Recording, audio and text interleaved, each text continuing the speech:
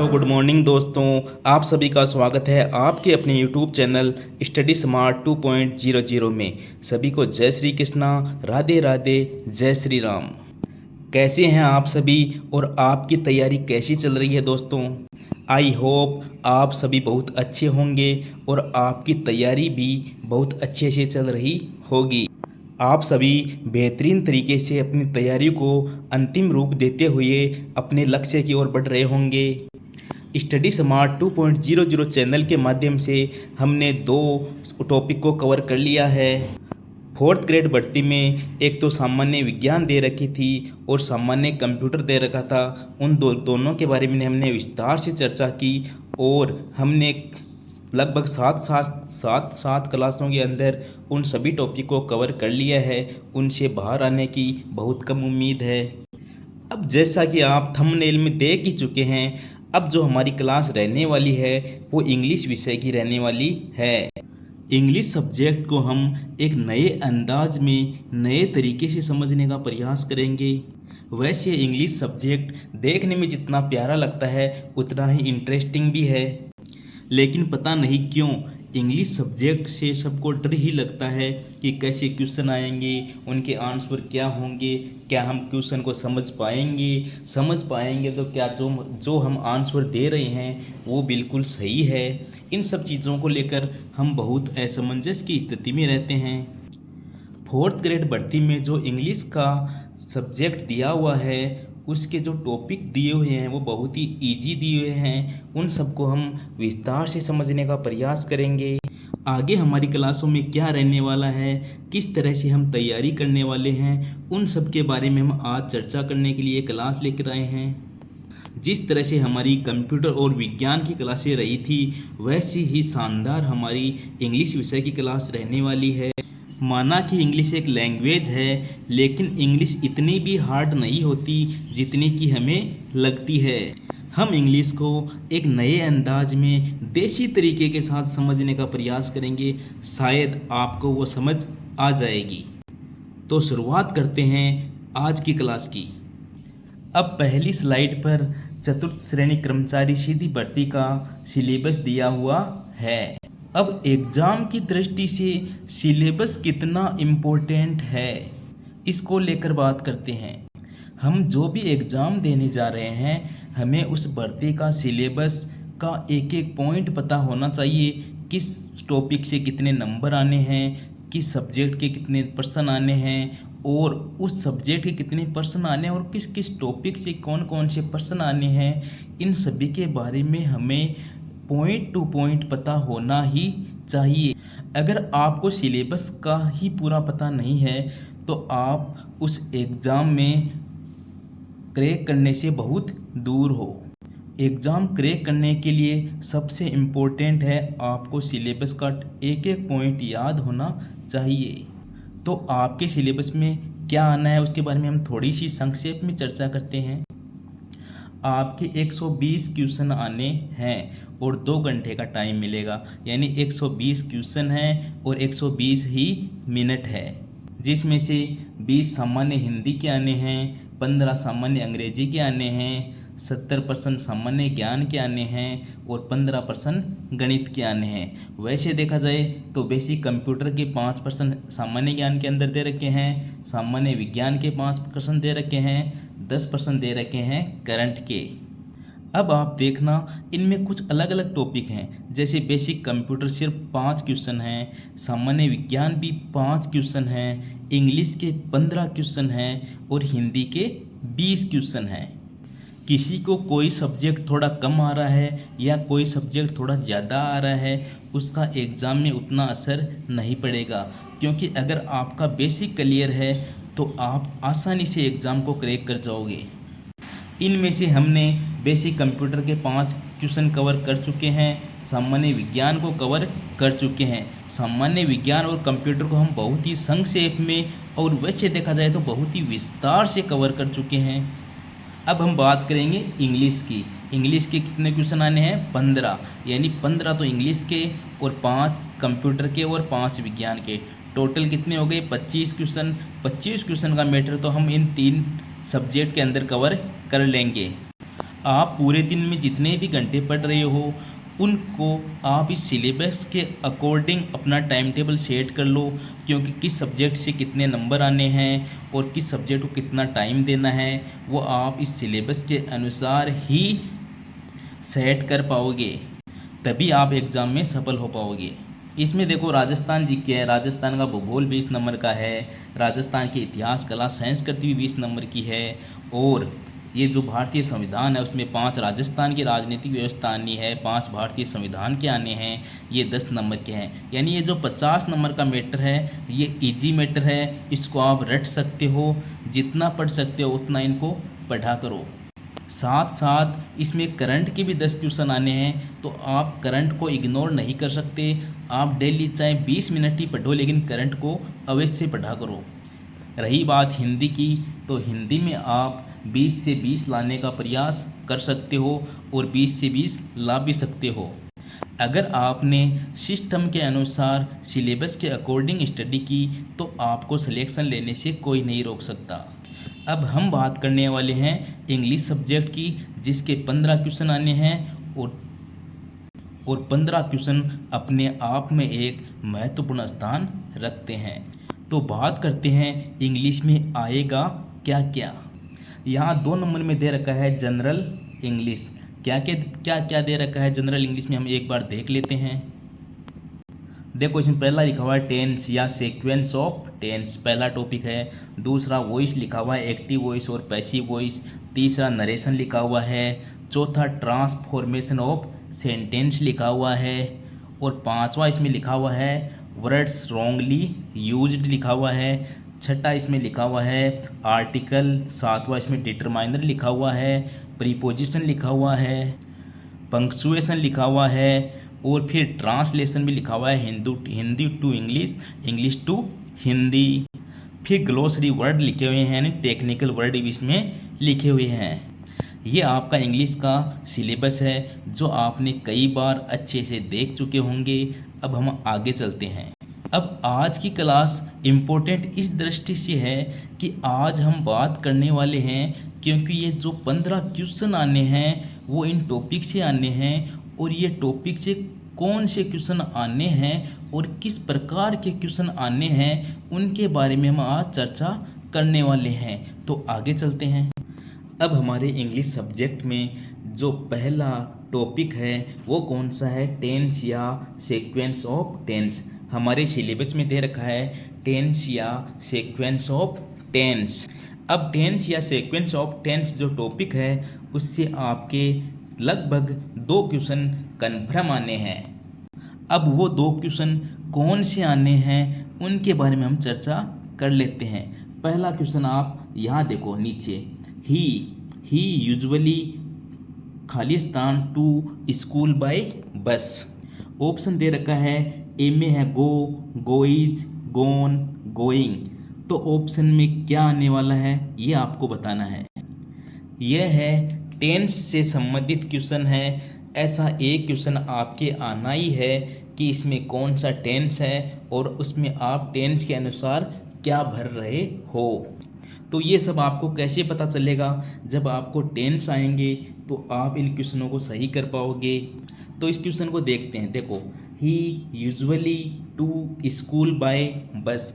क्या आपको पता चल रहा है कि ये कौन से टेंस में लिखा हुआ है? हाँ, हमें पता चल रहा है क्योंकि इसमें एक वर्ड आया है यूजुअली, दिख रहा होगा आपको यूजुअली। ये यूजुअली यानी होता है हमेशा या सामान्यतया। ये है जहाँ भी आता है वहाँ हमेशा सिंपल प्रेजेंट टेंस होता है। कौन सा टेंस होता है? Simple present tense. Simple present tense में किसका प्रयोग होता है? यूजुअली जैसे शब्दों का प्रयोग होता है। अब हमें ये पता चल गया कि ये सिंपल प्रेजेंट टेंस है, तो अब हम इसके अनुसार इसके अंदर वर्ब का प्रयोग कर देंगे। अब मैं आपको बताता हूँ कि इंग्लिश एक इंटरेस्टिंग सब्जेक्ट और इजी सब्जेक्ट क्यों है। जब हमें पता चल गया कि ये वाक्य सिंपल प्रेजेंट में है तो हमें पता चल गया कि इन ऑप्शनों को देखते हैं। उसके बाद हम कहाँ जाएंगे? डायरेक्ट ऑप्शन पे। अब देखो ऑप्शन में देखो यहाँ ही क्या है? ही एक सब्जेक्ट है और हमेशा जो वर्ब आएगी वो किसके अनुसार लगती है, हमेशा वर्ब सब्जेक्ट के अनुसार ही लगती है। यहाँ देखो गो फर्स्ट फॉर्म है, ईएस गोइज यानी वर्ब में की फर्स्ट फॉर्म में एस या ईएस लगा हुआ है। गोन गो वेंट गोन ये वर्ब की कौन सी फॉर्म है, ये वर्ब की थर्ड फॉर्म है। गोइंग ये क्या है, वर्ब की फर्स्ट फॉर्म में आईएनजी लगा हुआ है यानी आईएनजी फॉर्म है।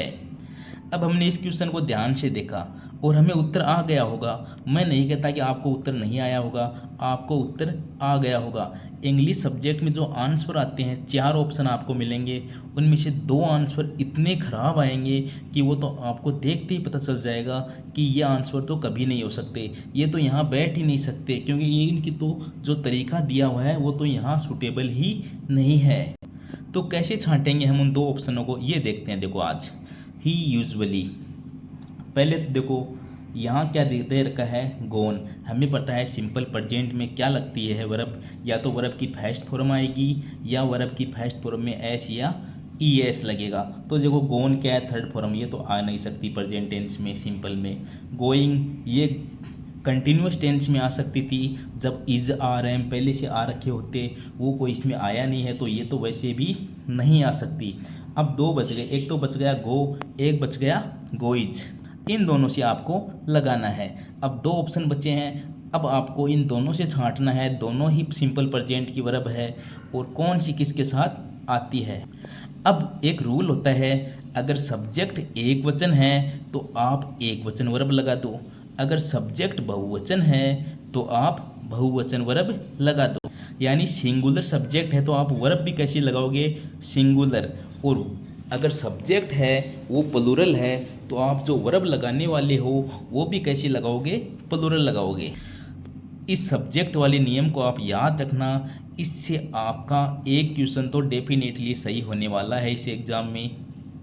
अब लगाते हैं, देखो ही कैसा है, एक वचन है एक बहुवचन है। हमें पता है ही यानी होता है वह है, क्या है, एक वचन है, सिंगुलर है, तो वर्ब भी कैसी आएगी, सिंगुलर आएगी। अब देखो यहाँ क्या है, गो, यहाँ क्या है, गोइज। अब हमें पता है सब्जेक्ट तो क्या है, सिंगुलर है, लेकिन इन दोनों में से वर्ब कौन सी सिंगुलर है यह आपको बताना है। अब इनमें से सिंगुलर वर्ब कौन सी है आप बताओगे, तो इसमें तो ई एस लगा हुआ है, ये है सिंगुलर वर्ब, तो इसका आंसर तो हो जाएगा गोइज। क्या हो जाएगा, गोइज हो जाएगा। अब इसको याद कैसे रखेंगे, कौन सी वर्ब तो एक वचन होती है, कौन सी वर्ब बहुवचन होती है। अब देखो जिस वर्ब में जो वर्ब की मेन वर्ब होती है, यानी जैसे गो, उसमें कोई एस या ई एस नहीं लगता, जिसमें ओनली मेन वर्ब ही काम आ रही है गो, वह तो क्या है हमेशा बहुवचन रूप में होती है। लेकिन उसके अगर उसके साथ में हम एस या ई एस लगाते हैं तो वह एक वचन बन जाती है। वैसे देखो आप एक वर्ड है मैंगो या कार, कुछ भी ले लो आप, कार में एस लगाया, ये क्या बन गया, बहुवचन बन गया। मैंगो में ई एस लगाया, क्या बन गया, मैंगोज बन गया, एक बहुवचन बन गया। वैसे तो क्या होता है, नाउन में जब एस या ई एस लगता है तो बहुवचन बन जाता है, लेकिन यही बात वर्ब में क्या होती है, उल्टी होती है। जिस वर्ब में एस या ई एस लगता है वो तो एक वचन होती है, और जिस वर्ब में एस या ई एस नहीं लगता वो वर्ब कैसी होती है, बहुवचन होती है। तो हमें इसमें पता था ही कैसा है, सब्जेक्ट ही है, वह एक वचन है, तो वर्ब भी कैसी लगेगी, एक वचन लगेगी। तो इसमें डायरेक्ट क्या लगा दिया, गोइज। कितना इजी क्वेश्चन था। आप तो वे सब्जेक्ट को ध्यान से देख लो, एक वचन है या बहुवचन है, फिर आप वर्ब देख लो कौन सी तो एक वचन है और कौन सी बहुवचन है। यानी इसमें आप देखते कि ही क्या है, एक वचन है, तो इसमें बहुवचन वर्ब तो आनी ही नहीं है, तो गो तो डायरेक्ट कट गया, क्योंकि गो तो क्या है, एक बहुवचन वर्ब है, इसमें गो तो आनी ही नहीं थी। फिर ऑप्शन एक बचता है, वो था गोइज। मुझे लगता है आप इस ट्रिक को बहुत ही आसानी से समझ गए होंगे कि अगर सब्जेक्ट एक वचन है तो एक वचन वर्ब लगा दो, और सब्जेक्ट बहुवचन है तो बहुवचन वर्ब लगा दो। ऐसा एक क्वेश्चन आपका इस ट्रिक से बिल्कुल आसान तरीके से सही होने वाला है।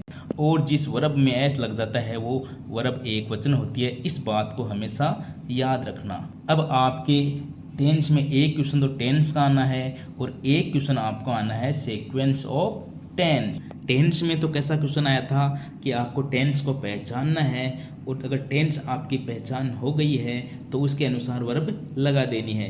ये तो टेंस का क्वेश्चन था। एक आएगा सीक्वेंस ऑफ टेंस का। पहला क्वेश्चन देखना, he the match before we reached the stadium.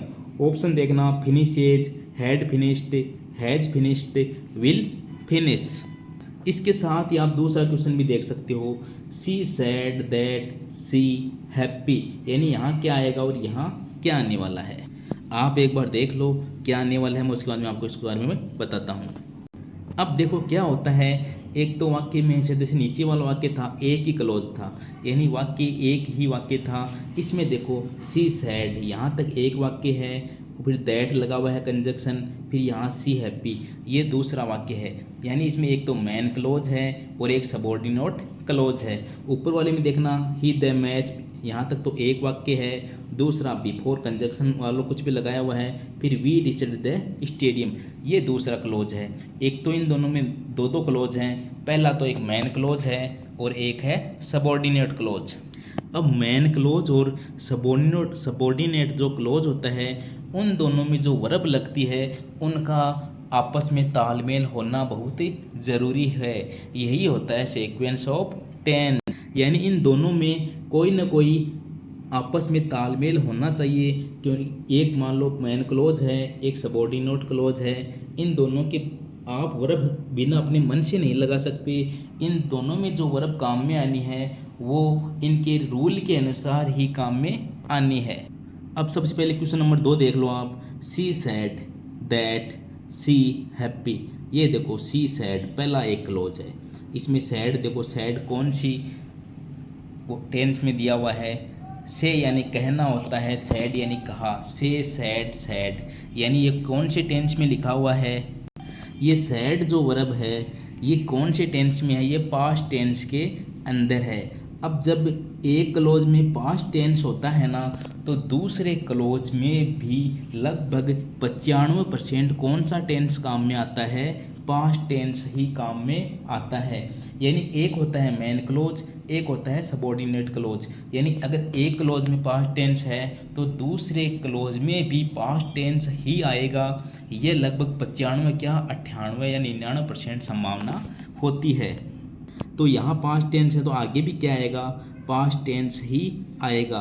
तो इज तो प्रेजेंट का होता है, विल बी फ्यूचर का होता है, आएगा नहीं। तो पास्ट टेंस के वाज और वर होते हैं। अब देख लो, वाज एक वचन है, वर बहुवचन है। तो यहाँ सी कैसा है, सी सब्जेक्ट है जो एक वचन है, तो एक वचन के साथ क्या लगा देंगे, वाज। तो इसमें ऑप्शन हो गया बी, वाज। अब पहले क्वेश्चन की बात कर लो साथ ही द मैच, ये तो पहला क्लोज है। बिफोर, ये देखो वी रीच्ड द स्टेडियम, ये रीच्ड जो क्या है, ये कौन सी फॉर्म है, ये वर्ब की सेकंड फॉर्म दी हुई है। तो ये अगर सेकंड फॉर्म दे रखी है तो ये सिंपल पास्ट टेंस है। अगर एक क्लोज में पास्ट टेंस है तो इधर भी पास्ट टेंस आने की 100% संभावना बनती है। तो हम करते हैं इस प्रश्न को, अगर इधर सिंपल पास्ट है तो एक क्लोज में अगर सिंपल पास्ट है तो एक क्लोज में आएगा पास्ट परफेक्ट। ये एक रूल है, अगर एक क्लोज में सिंपल पास्ट टेंस की सेकंड फॉर्म दी हुई है तो दूसरे क्लोज में पास्ट परफेक्ट टेंस आएगा। अब पास्ट परफेक्ट टेंस में क्या होता है, उसमें एक तो लगता है हैड प्लस वर्ब की थर्ड फॉर्म लगती है, हैड प्लस वर्ब की थर्ड फॉर्म। अब देखो विल फिनिश, फ्यूचर टेंस तो आना ही नहीं है, कट गया। फिनिशेज अपने आप कट गया क्योंकि प्रेजेंट टेंस दिखा रहा है। अब इसमें एक तो है हैज फिनिश, एक है हैड फिनिश्ड। अब देखो हमें वैसे ही पता चल रहा है हैज़ फिनिश्ड और हैड फिनिश्ड ये दे रखा है, तो एक तो पास्ट में है और एक प्रेजेंट में। हैज़ फिनिश्ड तो कहाँ होता है, प्रेजेंट में होता है, इसलिए कट गया। अब बच गया क्या, had finished. Had plus verb की थर्ड फॉर्म, अगर इधर कौन सा टेंस है, सेकंड फॉर्म है यानी सिंपल पास्ट है, तो इधर क्या आएगा, हैड प्लस वर्ब की थर्ड फॉर्म यानी पास्ट परफेक्ट टेंस। ये मैंने इसमें 3 रूल बता दिया आपको। पहला, अगर इधर सिंपल पास्ट है तो इधर कौन सा आएगा, पास्ट परफेक्ट। अगर पास्ट परफेक्ट दिया हुआ है तो आगे क्या लगा देना, सिंपल पास्ट लगा देना। यानी हैड प्लस वर्ब की थर्ड फॉर्म हमें देता तो ये पूछता तो यहाँ सेकंड फॉर्म रीच्ड आ जाती। और जो पास्ट में है उसमें आगे भी क्या आएगा, पास्ट आएगा लगभग 99%। प्लस एक था टेंस वाला, एक वचन सब्जेक्ट के साथ एक वचन वर्ब, बहुवचन सब्जेक्ट के साथ बहुवचन वर्ब। ये तीनों चारों बातें इतनी इम्पोर्टेंट है टेंस में, लगभग क्वेश्चन इन्हीं टॉपिक से उठता है। इन्हीं टॉपिक से नहीं, इन्हीं ट्रिक के आधार पर एग्जामिनर प्रश्न पूछता है। ये सीक्वेंस ऑफ टेंस में तो लगभग यही क्वेश्चन पूछता है। एक तरफ सिंपल पास्ट देता है, एक तरफ पास्ट परफेक्ट पूछता है। अब हम आगे चलते हैं। आई होप आपको ये क्वेश्चन आसानी से समझ आ गए होंगे और आपको पता चल गया होगा कि टेंस और सीक्वेंस ऑफ टेंस जो आपको टॉपिक दिया हुआ है उसमें से कैसे क्वेश्चन पूछे जाने हैं। अब हम दूसरे टॉपिक की तरफ चलते हैं। दूसरा आपके टॉपिक दिया हुआ है voice, active voice and passive voice. Question third है change into passive voice. Active voice देगा अगला और आपको पैसिव वॉइस में चेंज करवाएगा। अब देखो इसमें क्वेश्चन क्या दे रखा है, they are painting the house. अब आपको वाक्य किस में दे रखा है, एक्टिव वॉइस में दे रखा है और आपको चेंज क्या करवाया है, पैसिव वॉइस में चेंज करवाया है। अब इंग्लिश है ही इतना इजी सब्जेक्ट और इंटरेस्टिंग कि इसमें जब ऑप्शन आते हैं चार, तो उनमें से मैंने कहा कि दो ऑप्शन तो वैसे ही कट जाते हैं, दो आप थोड़ा सा दिमाग लगाओगे तो वो कट जाएंगे और आपका आंसर सही हो जाएगा। ये active voice, passive voice, direct, indirect, अगर डायरेक्ट करते हैं हम तो थोड़े हार्ड हो सकते हैं, लेकिन जब इनका ऑप्शन दिए जाएं उसके बाद ये बहुत ही इजी बन जाते हैं। तो हमें पता है एक्टिव वॉइस, पैसिव वॉइस क्या होता है कि इसमें हम सब्जेक्ट को ऑब्जेक्ट बना देते हैं, ऑब्जेक्ट को सब्जेक्ट बना देते हैं। पहला काम तो यही होता है। तो इसमें देखो दे तो क्या था, सब्जेक्ट था। हाउस, ये द हाउस है, वो क्या है, ऑब्जेक्ट है। ये तो क्या है, ऑब्जेक्ट है। ये दे क्या है, सब्जेक्ट है। आर हेल्पिंग वर्ब है। ये पेंटिंग क्या है, वर्ब में ING लगी हुई है और लास्ट में ये द हाउस क्या है, ऑब्जेक्ट है। तो हमें चारों चीज़ें पता चल गई। अब हमें क्या करना है, जब ऑब्जेक्ट इसमें दिया है उसको सब्जेक्ट बना दो, तो द हाउस को सब्जेक्ट ले जाओ, तो इसमें द हाउस। अब इसमें देखो चारों ऑप्शन में क्या दे रखा है, द हाउस, यानी ये तो बिल्कुल सही है। सबसे पहले तो क्या आना है, द हाउस ही आना है। हम ये भी सीख रहे हैं कि क्वेश्चन के आंसर सही कैसे करने हैं। सिर्फ अगर हम इन ऑप्शन को देखें तो भी हम बहुत सारे क्वेश्चन तो सही कर सकते हैं।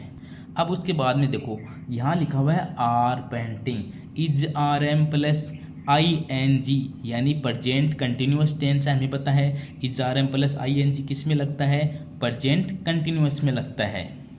तो टेंस तो हम एक्टिव को पैसिव में बदल रहे हैं, लेकिन टेंस तो इनका बदलता ही नहीं है। तो वाक्य तो किस में आएगा, प्रजेंट में ही आना है। तो इसमें देखो वाज, ये वाज तो पास्ट का है, ये थर्ड ऑप्शन तो बिल्कुल कट गया कि वाज तो कहाँ आएगा, पास्ट टेंस का है, तो ये तो आना ही नहीं है। अब ऑप्शन बचे 3। अब हमें पता है इज RM है तो ये प्रजेंट कंटिन्यूस है, तो ये जो हैज है ये तो प्रजेंट परफेक्ट में होता है, तो ये भी नहीं आना है। आना तो क्या है, प्रजेंट कंटिन्यूस ही आना है। तो यहाँ तो देखो दे क्या था, एक बहुवचन था तो आर लगा दिया, बहुवचन के साथ बहुवचन लगाया था। लेकिन यहाँ द हाउस कैसा है, एक वचन है, तो एक वचन के साथ इज RM से क्या लगेगा, एक वचन के साथ इज लगता है, बहुवचन के साथ आर लगता है, आई के साथ एम लगता है, तो द हाउस के साथ क्या लगेगा, इज लगेगा। इन दोनों में इज है तो बिल्कुल दोनों सही चल रहे हैं। अब हमें क्या करना होता है, प्रजेंट कंटिन्यूअस को जब हम एक्टिव से पैसिव में बदलते हैं और इज आर प्लस ING या इज RM ING कुछ भी आ रखा हो तो उनके हम आगे लगा देते हैं बीइंग, BEING, बीइंग लगा के वर्ब की थर्ड फॉर्म लगा देते हैं। तो देखो द हाउस इज, इसमें तो is painted direct third form लगा दी अगले ने, और यहाँ क्या लिखा है इज बीइंग पेंटेड, यानी ये क्या बिल्कुल सही है। तो ऑप्शन नंबर B। तो पैसिव वॉइस कौन सी सही है, द हाउस, यानी उधर द हाउस ऑब्जेक्ट था, इसको यहाँ सब्जेक्ट ले आए। द हाउस इज एक वचन आ गया, उधर आर था बहुवचन था, इज बीइंग लगा दिया और वर्ब की थर्ड फॉर्म लगा दी। आगे हम इस दे को सब्जेक्ट को ऑब्जेक्ट बनाना था, तो यहाँ हम लिख सकते थे बाय देम। इस दे को हम न लगाएं तो भी चलता है, अगर यहाँ देता तो यहाँ आता बाय देम, दे का क्या हो जाता, देम हो जाता।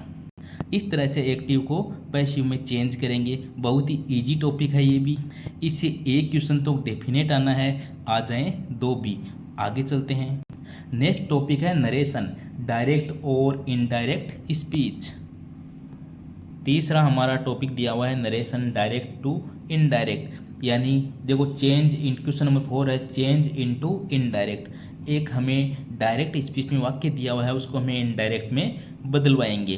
तो इसमें पर्सन क्या है, ये रहा देखो, she sad I am tired. इसमें देखो सी सैड कोमा है, फिर ये ऊपर वाली 2 कोमाएँ हैं, फिर आई एम टायर्ड, यानी इनमें कोमाएँ लगी हुई है। जिनमें ये कोमाज का प्रयोग होता है वो तो कैसी स्पीच होती है, डायरेक्ट स्पीच होती है। और हम इन कोमाज को हटा दें तो वो कैसी बन जाती है, इनडायरेक्ट स्पीच बन जाती है। यानी इसमें तो डायरेक्ट कहा गया है she said I am tired, लेकिन हम इसको दूसरे तरीके से इनडायरेक्ट रूप से कहेंगे तो वो क्या हो जाएगी, इनडायरेक्ट स्पीच हो जाएगी। तो इसका आंसर क्या होगा।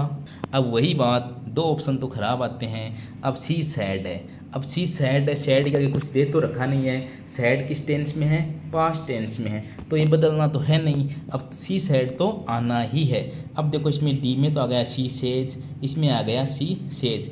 बी और डी तो अपने आप कैटेगरी में सेज लिखा हुआ है, जबकि पर्सन में क्या लिखा हुआ है, सैड लिखा हुआ है, तो आना तो सैड ही है। तो इनमें देखो सी सैड और सी सैड, इतना है। आगे चलते हैं। अब जब कोमा को हटाएंगे, एक साधारण वाक्य है तो दैट का प्रयोग करते हैं। तो सी सैड दैट, दोनों में दैट का प्रयोग हुआ है, सी सैड दैट। तो हम यहाँ तक तो बिल्कुल सही चल रहे हैं। अब जब दैट का प्रयोग हो जाए, फिर हम जो आगे वाला वाक्य होता है उसको प्रारंभ के अनुसार बदल देते हैं।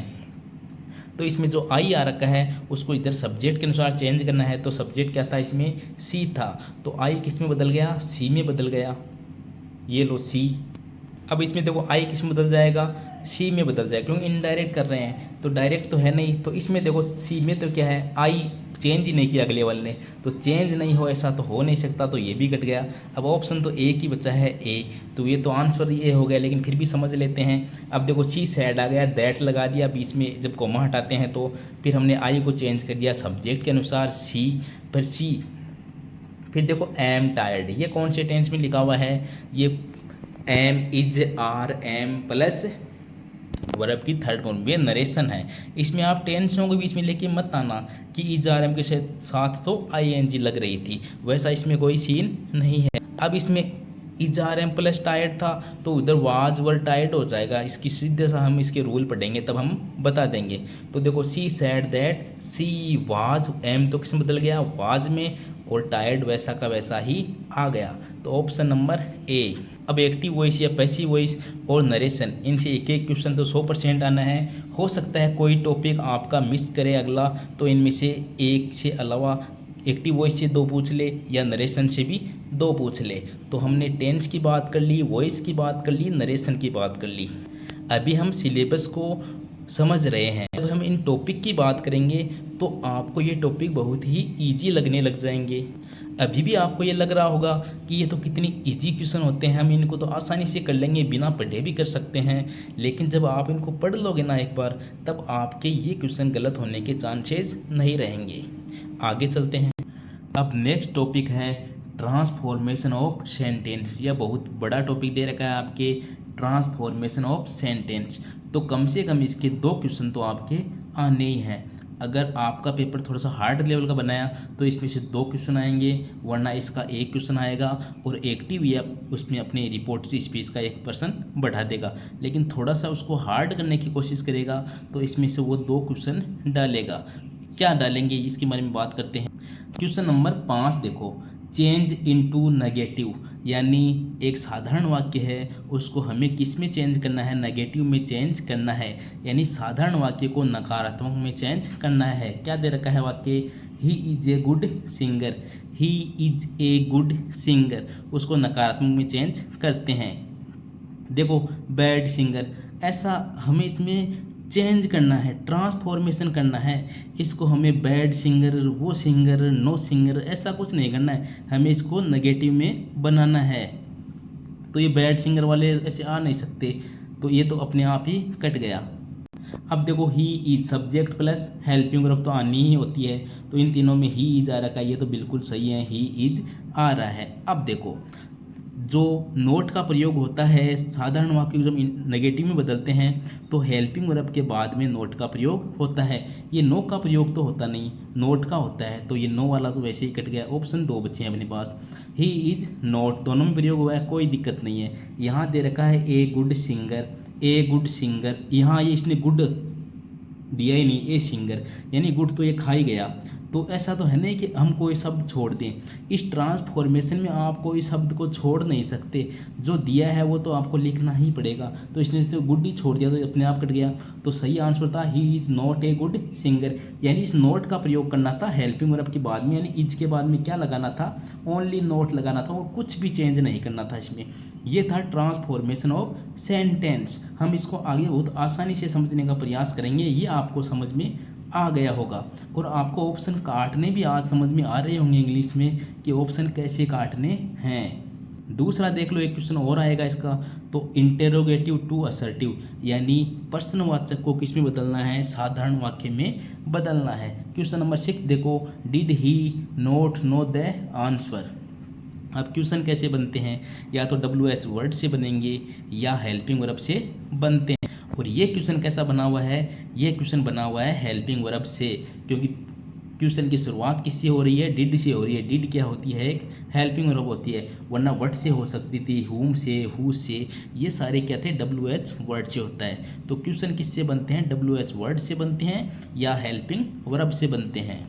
तो इसमें दे रखा है डिड, यानी हेल्पिंग वर्ब से क्वेश्चन बन रहा है, क्या बना है, did he note know the answer. ये क्या है, इंटेरोगेटिव है प्लस नकारात्मक है, दोनों है, इसमें नोट का प्रयोग भी हुआ है प्लस इंटेरोगेटिव है, क्योंकि आगे इंटेरोगेटिव में क्या है, आपको प्रश्नवाचक चिन्ह नजर आ रहा है। अगर आपको असर्टिव से इंटेरोगेटिव में बदलवाए तो आपको प्रश्नवाचक चिन्ह लगाना ही है उसके अंदर, इसको भी आप नेग्लेक्ट नहीं कर सकते।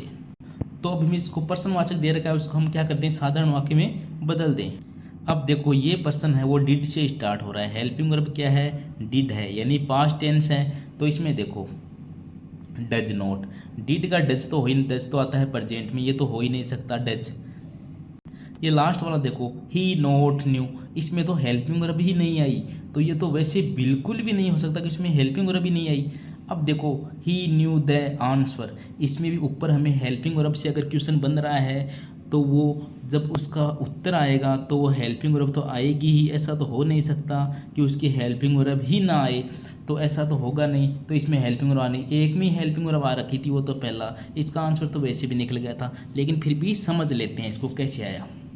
देखो इसमें डिड से स्टार्ट है, उसके बाद में क्या है, ही यानी सब्जेक्ट बाद में आए। जब पर्सन बनता है तो सबसे पहले हेल्पिंग वर्ब आती है, उसके बाद सब्जेक्ट आता है, लेकिन जब साधारण वाक्य बनता है तो सबसे पहले तो आपको सब्जेक्ट लगाना है। तो इसमें सब्जेक्ट क्या था, ही, उसके बाद में हेल्पिंग वर्ब लगानी है, तो ही डिड, ये उल्टा हो जाता है वापस। देखो ही इधर से इधर आ गया, ही डिड, फिर वैसा का वैसा, did not note the answer. और लास्ट में ध्यान से देखना, इसमें क्या लगेगा, फुल स्टॉप लगेगा, क्योंकि हमें साधारण वाक्य में बदलना है। ऊपर क्या था, प्रश्नवाचक वाक्य था। इस प्रकार ट्रांसफॉर्मेशन ऑफ सेंटेंस के आपके 2 क्वेश्चन आएंगे, आप इजीली कर पाएंगे, कोई ज़्यादा टेंशन की बात नहीं है। आगे चलते हैं, नेक्स्ट टॉपिक लिखा हुआ है सेंटेंस करेक्शन। ये सेम अपनी टेंस की तरह ही यूज़ होने वाले सब चीज़ें हैं सेंटेंस में करेक्शन। तो इसमें पर्सन क्या पूछा है, आइडेंटिफाई द इनकरेक्ट सेंटेंस, हमें करेक्ट भी पूछ सकता था, इसने पूछा है इनकरेक्ट सेंटेंस। इसने इसमें 4 सेंटेंस दिए हैं, जिसमें से 3 तो करेक्ट हैं और 1 इनकरेक्ट है। अब देखो इसमें क्या करेक्ट है क्या इनकरेक्ट है, हम सबसे पहले देखते हैं इस सब में क्या है, सब्जेक्ट है, बिल्कुल सही है, सब्जेक्ट सब में आ रहा है, कोई दिक्कत नहीं है। ही हैड, ही के साथ हैड आ रहा है, तो हैड तो पास्ट में यूज़ होता है, तो हाँ हमेशा पास्ट में चाहे एक वचन हो चाहे बहुवचन हो, सब में क्या लगता है, हैड लगता है, प्लस वर्ब की थर्ड फॉर्म लगती है, बिल्कुल लगी हुई है, वर्कड है और हार्ड है, इसमें कोई गलती की कोई गुंजाइश नहीं है, बिल्कुल सही वाक्य है। दूसरा देखो ही वर्कड, इसमें ये सेकंड फॉर्म दे रखी है और हार्ड दे रखा है, यानी इस वर्ड सेकंड फॉर्म है तो पास्ट, सिंपल पास्ट है, इसमें सब्जेक्ट की तुरंत बाद में पास्ट फॉर्म आती है सिंपल में, बिल्कुल सही है, कोई गलत होने के चांस नहीं है। ही इज वर्किंग, देखो ही के साथ इज आ रहा है, एक वचन है तो इज आ गया, एक वचन ही है। वर्किंग आई एन, इसके साथ आई एन जी लगती ही है, तो इसमें भी गलत होने के कोई चांसेज नहीं है। ऊपर भी लेकिन ही इज़ वर्किंग ही था। वैसे देखो इन दोनों में दे रखा है ही इज़ वर्किंग, यानी उत्तर इन दोनों में से ही होना है। एक सब चेंज हो रहा है, ऊपर हार्डली और हार्ड, तो ये सही वर्ड तो हार्ड होता है। यहाँ हार्डली हुआ है, जो रेयरली का यूज होता है तो वो सही यहाँ नहीं है। तो ये तीनों सही थे, ये ऑप्शन नंबर ए गलत था। आगे चलते हैं। अब एक आपके और टॉपिक दे रखा है एरर स्पॉटिंग मिक्स्ड टॉपिक। ये नाम मैंने दूसरा लिखा है, लेकिन आपको वो वर्ड रॉन्गली यूज्ड ऐसे कुछ टॉपिक मिलेगा। उसमें ऐसे नहीं है कि आपको 4 वर्ड दे दिए। वैसे तो बहुत कम रेयर केस होता है कि वैसे तो 10% चांसेस हैं आपकी कि वैसा कोई क्वेश्चन पूछा जाए, वरना इसमें आपको एरर से संबंधित ही क्वेश्चन पूछा जाता है। कैसा क्वेश्चन पूछते हैं देखते हैं। Spot the error. She did not wrote the letter. एक वाक्य दिया हुआ है, she did not wrote the letter. अब आप में इन चारों इन्हीं के ऑप्शन नीचे दिए गए, she did not wrote the letter. ये जो पर्सन था उसको इन्होंने ऑप्शन में दे दिया है। अब आपको तो पहचानना है कि इसके कौन से भाग में गलती है। ऐसा एक क्वेश्चन बहुत बार आता है, आपको पहचानना है कि कौन सी गलती है। इसको ऊपर वाले का एक क्वेश्चन आना है, इसका भी एक क्वेश्चन आना है। चाहे तो ऐसा आ जाए या आपको 4 सेम वर्ड दे दे और उनके बारे में कुछ पूछ लें, लेकिन इस वर्ड क्वेश्चन के आने की ज़्यादा संभावना है। अब देखो सी एक सब्जेक्ट है, सब्जेक्ट तो क्या गलत होगा, सी में कोई गलत हो ही नहीं सकता, तो ये बिल्कुल सही बात है। ये द लेटर एक ऑब्जेक्ट है, द लेटर, वैसे भी कोई गलत होने के इसमें चांसेस तो है नहीं। अब इसमें लगभग क्या करते हैं, वर्ब में कोई मिस्टेक होती है तो डिड नॉट रोट, इसमें से क्या गलत है। देखो सी सब्जेक्ट है, डिड कब लगता है, डिड सिंपल पास्ट में लगता है। जब नोट है, जब नकारात्मक और प्रश्नवाचक वाक्य होते हैं तो डिड लगता है, डिड के साथ नोट आ रखा है यानी नकारात्मक वाक्य है, तो सी डिड नोट बिल्कुल सही है। लेकिन सिंपल पास्ट की विशेषता है, वैसे तो क्या आती है उसमें सेकंड फॉर्म दी हुई आती है, लेकिन जब नकारात्मक और प्रश्नवाचक वाक्य में जब डिड लगता है तो डिड के साथ हमेशा कौन सी वर्ब आएगी, डिड के साथ हमेशा वर्ब की फर्स्ट फॉर्म का यूज होता है। ये आपको याद रखना है, सिंपल पास्ट में डिड के साथ हमेशा वर्ब की फर्स्ट फॉर्म का प्रयोग होता है, यानी डिड के साथ हमेशा कौन सी वर्ब आएगी, फर्स्ट फॉर्म। लेकिन ये रोट, देखो रोट कौन सी फॉर्म है, सेकंड फॉर्म है, और डिड के साथ कभी सेकंड फॉर्म नहीं आती, फर्स्ट वर्ब की फर्स्ट फॉर्म आती है। तो इसमें गलत तो क्या है, रोट गलत है, ऑप्शन नंबर सी गलत है। अब रोट की जगह क्या आना चाहिए था, देखो राइट, रोट, रिटन, तो फर्स्ट फॉर्म क्या है, राइट है, तो she did not write the letter, WRITE, write आनी चाहिए थी, she did not write the letter, ये बिल्कुल परफेक्ट होता। लेकिन इसमें क्या आ गया, she did not wrote the letter, यानी रोट इसमें क्या है, गलत है, तो रोट है गलत हो गया। अब ये आपको टेंस में भी काम आएगा कि अगर डिड आ रहा है तो आगे जो वर्ब बननी है वो हमेशा फर्स्ट फॉर्म बननी है, कभी भी सेकंड फॉर्म नहीं बननी है। और सिंपल पास्ट में अगर डिड नहीं आ रहा तो हमेशा वर्ब की सेकंड फॉर्म भरनी है। इस ट्रिक्स को भी बहुत बार क्वेश्चन पूछे जाते हैं।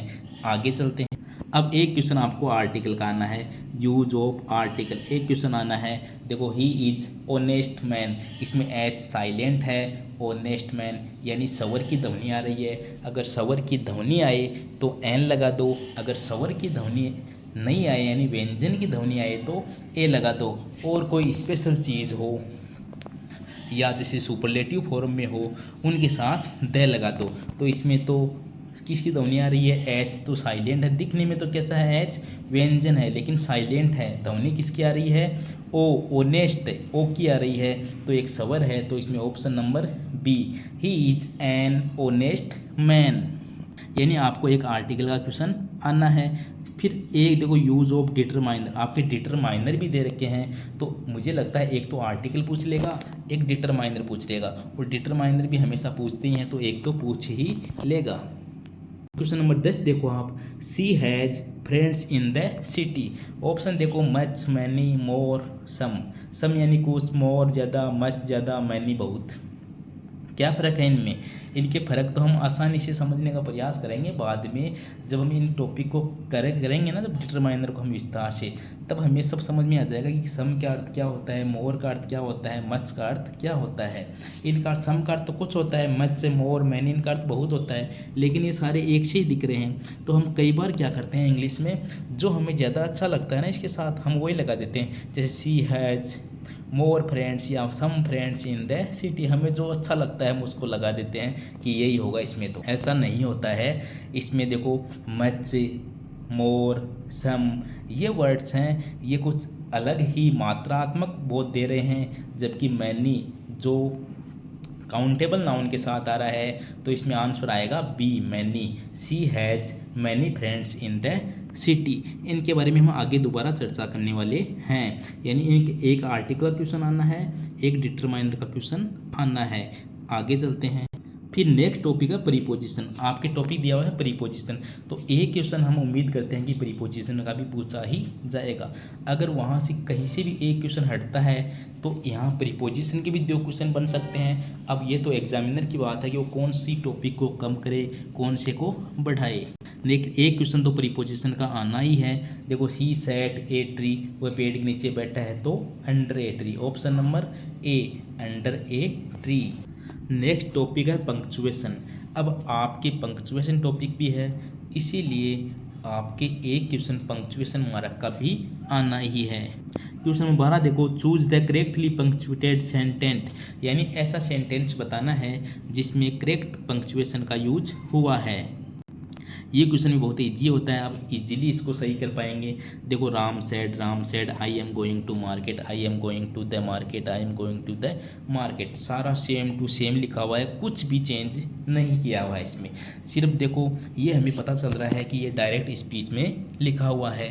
अब डायरेक्ट स्पीच में कोमा का प्रयोग होता है, तो हमें इसमें और कुछ करवाया नहीं गया है। हमें इसमें कोमाज को देखना है कि कोमा कहाँ सही लगी हुई है और कहाँ नहीं लगी हुई है। देखो राम सेड सीधी ऊपर लग गई, नीचे कोमा नहीं लगाई तो ये तो गलत है। अब इसमें राम सेड ऊपर कोई कोमा नहीं लगाई तो ये भी गलत है। अब इसमें राम सेड इधर 2 कोमा है, इधर 2 कोमा है, फुल स्टॉप बिल्कुल सही। ऊपर देखो राम सेड में शुरू में कोमा नहीं लगाई तो ये भी गलत है। ऑप्शन नंबर बी सही है कि यहाँ भी सेड के भी कोमा है और इन दोनों को जो पूरा सेंटेंस है उनको 2-2 कोमाओं के अंदर सेव किया गया है। तो ऐसा एक आपको पंक्चुएशन का क्वेश्चन देखने को मिलेगा। आगे चलते हैं। अब एक आपकी टॉपिक दे रखा है ट्रांसलेशन, यानी Hindi to English and vice versa, यानी आपको एक तो पूछा जाएगा हिंदी टू इंग्लिश, एक पूछा जाएगा इंग्लिश टू हिंदी, यानी वाइस वर्सा यानी उल्टा। तो अब देखो पहला देखते हैं, वह स्कूल जाता है, यानी हिंदी में दे रखा है तो आपको इंग्लिश में बनाना है। वह किसका अर्थ होता है? ही, बिल्कुल सही है ही। स्कूल जाता है, हमें पता है ता है, कौन से वर्ड में है, कौन सा टेंस है? जाता है, यानी ये है एक प्रेजेंट टेंस का वाक्य है। इतना पता चल गया हमें, जाता है यानी प्रेजेंट है। तो देखो गोन, ये गोन थर्ड फॉर्म है, यानी ही के बाद में कोई हेल्पिंग वर्ब नहीं है, डायरेक्ट थर्ड फॉर्म है। ऐसा तो कुछ होता ही नहीं है। तो ही के बाद में है जाएगा, हैव आएगा, हैड आएगा, उसके बाद में थर्ड फॉर्म आती है। डायरेक्ट थर्ड फॉर्म तो कहीं आती ही नहीं, तो ये तो डायरेक्ट गलत था, देखते ही गलत था। 3-4 ऑप्शन बच गए। ये देखो गोइंग टू स्कूल, जहाँ ING लगती है वहाँ तो हमेशा क्या आता है? इजार हम या वाजवर का प्रयोग होता है, लेकिन यहाँ तो कुछ दी नहीं, तो ये तो वैसे ही कट गया है। ये दोनों तो हो नहीं सकते। अब he go to school, he goes to school, ये पहली ट्रिक वाला है। ही है, ही कैसा सब्जेक्ट है? एक वचन सब्जेक्ट है, तो वर्ब भी कैसी आएगी? एक वचन आएगी। ये गो तो कैसी वर्ब है? बहुवचन में है, जहाँ एस लग जाएगा वह कैसी हो जाएगी? एक वचन। तो option number c, he goes to school. समझ आ गया होगा आपको। अब नेक्स्ट 14 का क्वेश्चन है, दे वर प्लेइंग फुटबॉल, इंग्लिश में दे रखा है, आपको हिंदी बनाना है। दे यानी वे, बिल्कुल वे शब्द में आ रहा है, वे वर प्लेइंग फुटबॉल। वाज और वर का प्रयोग कौन से टेंस में होता है? पास्ट टेंस में होता है, तो इनमें थे आ रहा है, बिल्कुल पास्ट टेंस है। लेकिन वे दे वर, वाज और वर का प्रयोग हुआ है ING, वाज और वर प्लस ING लगा हुआ है, यानी टेंस कैसा है? कंटिन्यूस है, यानी काम लगातार हो रहा है, यानी कंटिन्यूस टेंस की बात है। खेल चुके थे, कंटिन्यूस की बात कहाँ हुई इसमें? वे फुटबॉल खेलते थे, यानी जारी है कोई काम, कंटिन्यूस का अर्थ तो है। तो ये खेलते थे, कहाँ ऐसी बात कह रहा है ये? लेकिन वे फुटबॉल खेल रहे थे, ये क्रिकेट, ये देखो खेल तो फुटबॉल रहे हैं, ये क्रिकेट ऑप्शन में दे रहा है। क्रिकेट तो कहाँ खेलेगा? हम ऐसे थोड़ी फुटबॉल वाले को क्रिकेट खिला देंगे ऑप्शन में, ऐसा नहीं हो सकता। दे वर प्लेइंग फुटबॉल, वे फुटबॉल खेल रहे थे, यानी वो अभी थोड़ी देर पहले कोई फुटबॉल खेल रहे थे। आगे चलते हैं, यानी ऐसे आपके 2 क्वेश्चन आने हैं। अब आगे चलते हैं। अगर यहाँ से एक क्वेश्चन बना तो एक क्वेश्चन आपके वहाँ ईरर में या एक्टिव पैसिव वॉइस या आर्टिकल उनमें बढ़ जाएगा। आगे चलते हैं। अब एक आपके टॉपिक है ग्लोसरी वर्ड यानी टेक्निकल ऑफिशियल टर्म यानी तकनीकी शब्द। ऐसे आपके क्वेश्चन हिंदी में भी आने हैं, इंग्लिश में भी आने हैं। इनको आप रट लेना, क्योंकि 2 क्वेश्चन तो हिंदी में आने हैं, 1 या 2 इंग्लिश में आने हैं। दोनों में अगर एक एक भी आए तो 2 क्वेश्चन आने हैं, 4 नंबर के होते हैं। और 1-1 नंबर का क्वेश्चन रहा तो 2 नंबर के होते हैं। तो एक ही हिंदी और इंग्लिश दोनों में जो दे रखा है, दोनों में प्रश्न आने हैं, तो आपको इनको रट लेने चाहिए। देखो कैसा क्वेश्चन आता है। Choose the correct Hindi meaning of memo. किसका वर्ड पूछा है? मेमो का पूछा है। मेमो का अर्थ क्या होता है? अधिसूचना होता है, ज्ञापन होता है, प्रतिवेदन होता है या सूचना होता है। तो आपको बताना है मेमो का अर्थ क्या होता है। मेमो का अर्थ होता है, आपको एक वर्ड तो आज याद हो ही गया कि मेमो का अर्थ होता है ज्ञापन। क्या होता है? मेमो का अर्थ होता है ज्ञापन। यानी ऐसा आपको हिंदी में पूछा जाना है, उसमें आपको ये हिंदी वाले देंगे और इंग्लिश वाले नीचे देंगे ऑप्शन में, जबकि ये इंग्लिश में इंग्लिश का ऊपर देंगे और हिंदी के नीचे देंगे। तो ये जो टेक्निकल वर्ड हैं वो आपको रटने हैं। तो मेमो का अर्थ क्या होता है? ज्ञापन। Option number b. इस प्रकार इन टॉपिक से हमने जैसे 15 टॉपिक 14-15 टॉपिक हैं, उनके कैसे कैसे क्वेश्चन आने हैं हमने 15 क्वेश्चन पूरे कर लिए हैं। यानी इंग्लिश में कितने क्वेश्चन आने हैं? 15 क्वेश्चन आने हैं। आज हमने सिलेबस को भी बिल्कुल खोल कर पढ़ाया कि किस टॉपिक से कैसे क्वेश्चन आने हैं और किस प्रकार क्वेश्चन आने हैं। लगभग यही रेशियो रहने वाला है। अब देख लो, आर्टिकल बढ़ जाएगा मानो 1, तो इधर एक ट्रांसलेशन में कम हो सकता है, उधर एक्टिव बढ़ा देगा तो कोई टॉपिक हटा देगा, लेकिन क्वेश्चन तो इसी प्रकार के आने हैं और इसी तरह से 15 क्वेश्चन आने हैं। अगर एग्जामिनर को सारे टॉपिक को कवर करना है तो सबसे ऐसे ही क्वेश्चन आने हैं। देख लो, आज हमने चर्चा की टेक्निकल वर्ड, ग्लोसरी वर्ड थे, ट्रांसलेशन हिंदी और इंग्लिश था, प्रीपोजिशन था, पंक्चुएशन था, उसके बाद में यूज ऑफ आर्टिकल था, यूज ऑफ डिटरमाइनर था, उसके बाद में सेंटेंस करेक्शन था, एरर सपोर्टिंग था, एरर सपोर्टिंग और ट्रांसफॉर्मेशन ऑफ सेंटेंस हमने पढ़ चुके हैं। एक्टिव वॉइस, पैसिव वॉइस था, नरेशन था, डायरेक्ट टू इनडायरेक्ट में बदलना है, और टेंस था, सीक्वेंस ऑफ टेंस था।